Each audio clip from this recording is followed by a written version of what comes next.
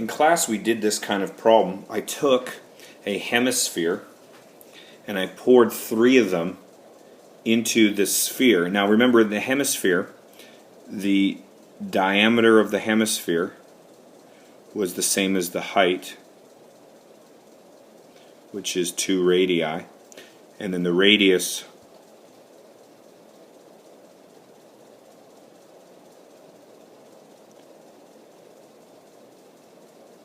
is right there.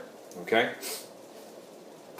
And what I did is, so we said that 3, and we're talking about volume here, volume of hemispheres equals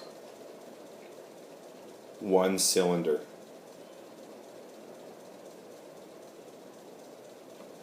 Okay? Well, 3 hemispheres, that's 3 half spheres equals the volume of a cylinder. So that what we're really saying is there's 1.5 spheres in the cylinder when we're talking about, so I'm going to draw it in here.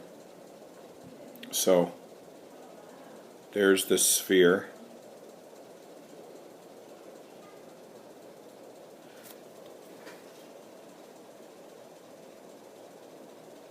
So 1.5 spheres fit in the cylinder. Or another way to say that is the volume of a sphere equals, if I multiply everything by the reciprocal, 3 cancels out, 2 cancels out, and you got to do it on this side. We get 2/3 the volume of a cylinder. I don't care which one you use, but that's what I'm going to do. And the question asks, a sphere with the largest possible volume is cut from the cylinder. Well, that's what I've drawn there.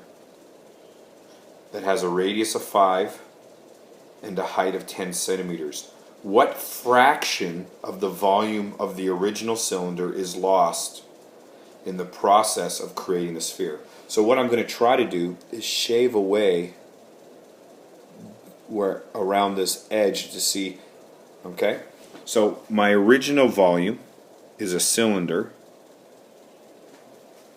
How much of it do I lose? Well, I'm going to keep the sphere.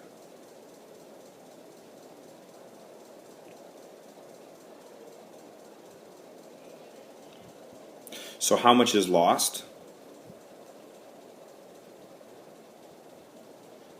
I'm going to rewrite that. The volume lost is the volume that you start with minus the volume that you keep. Well, I started, so the start was the volume of a cylinder minus the volume of the sphere, which is what I keep. But we just finished saying that the sphere, I'll get a darker one, the sphere is 2/3 a cylinder, so I can put that in wherever I see the volume of a sphere. So I'm going to get the volume of the cylinder minus 2/3 the volume of a cylinder. And we're talking about the volume of a cylinder. So this is really a 1. What's 1 minus 2/3?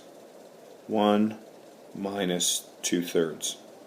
Well, that's going to be 1/3 of the volume of the cylinder is lost.